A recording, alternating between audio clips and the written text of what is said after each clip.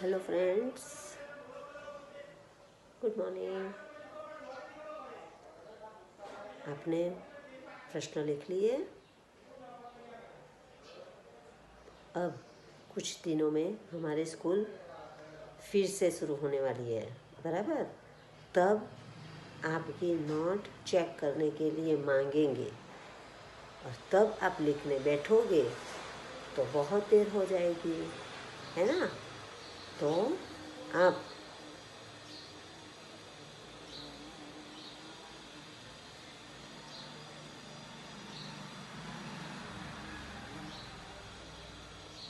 अपनी note complete कर देना, बराबर।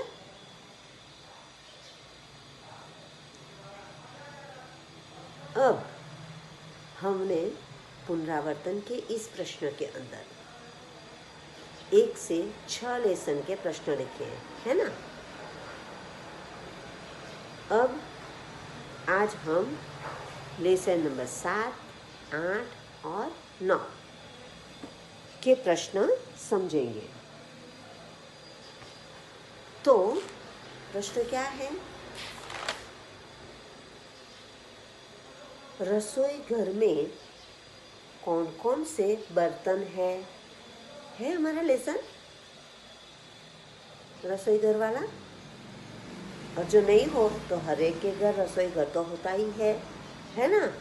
तो उनमें कौन कौन से बर्तन होते हैं, उनके कुछ नाम लिखने हैं, बराबर।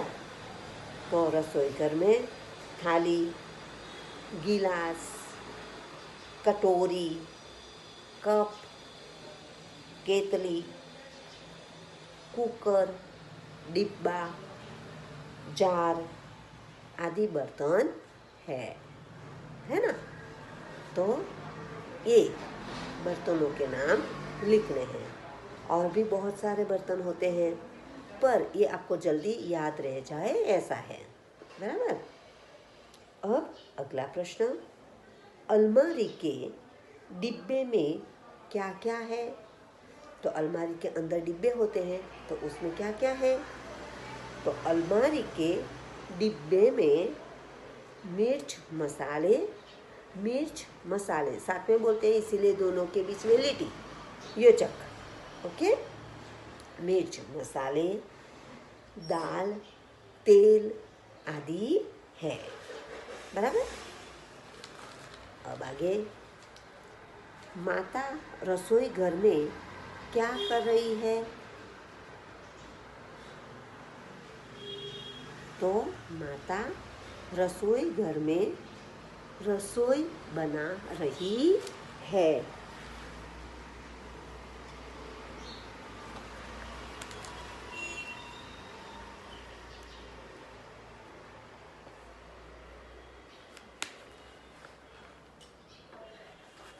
क्या कर रही है?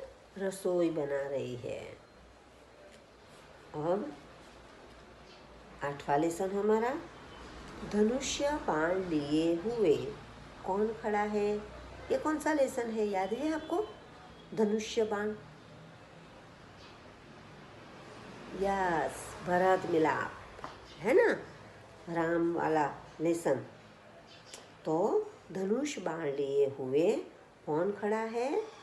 तो लक्ष्मण धनुष बाण लिए हुए खड़े हैं। क्यों यहाँ पर देखो, प्रश्न में खड़ा और उत्तर में खड़े, क्यों ऐसा किया। तो लक्ष्मण नाम है और हम उसे भगवान के साथ जुड़ते हैं उस नाम को, इसीलिए, बराबर।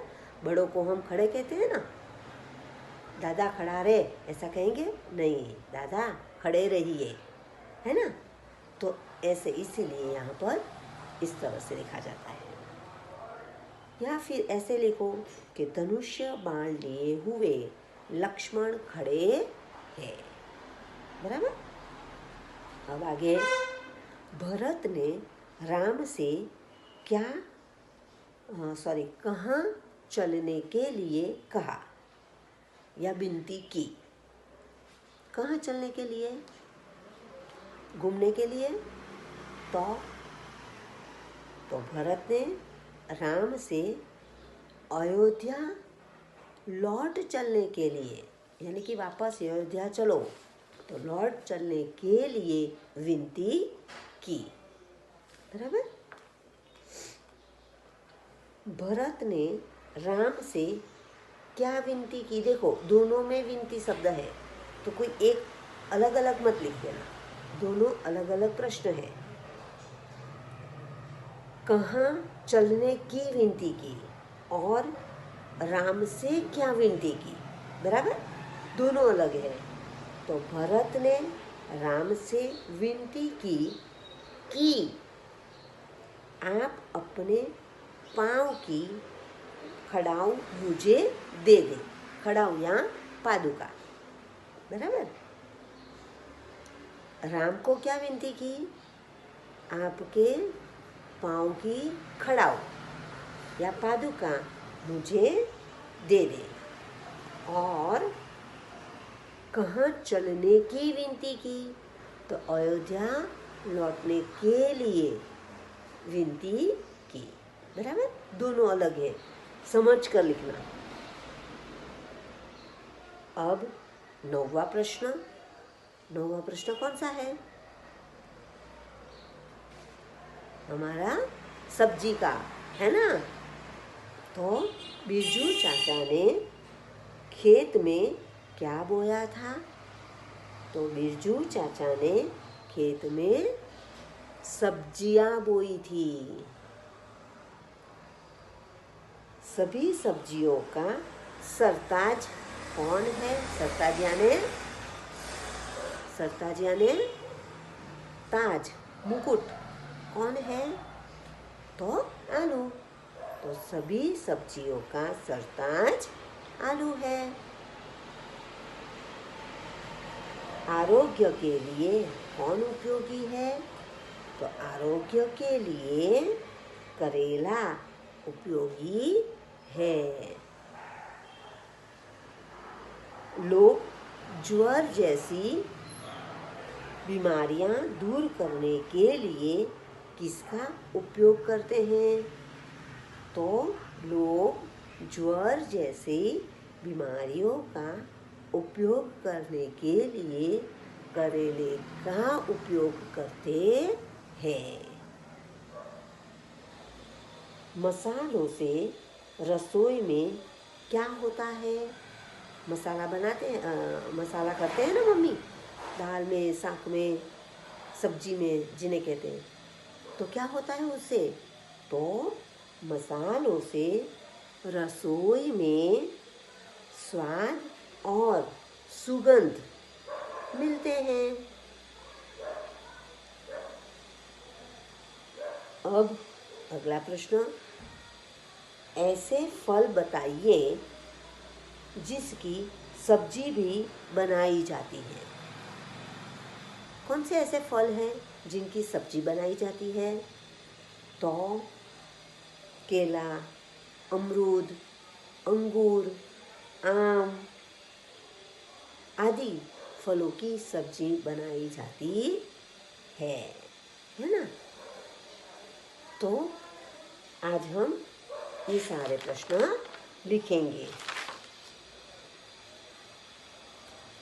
बाकी के प्रश्न हम अगले वीडियो में समझेंगे। बराबर।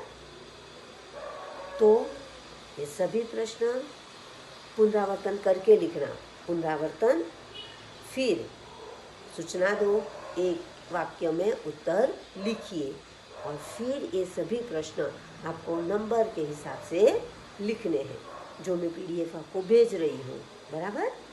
तो अच्छे अक्षर से, सही मात्रा से आप ये सभी प्रश्न खत्म करोगे। फिर से याद दिला दूँ, कुछ दिनों में हमारी स्कूल फिर से शुरू हो रही है।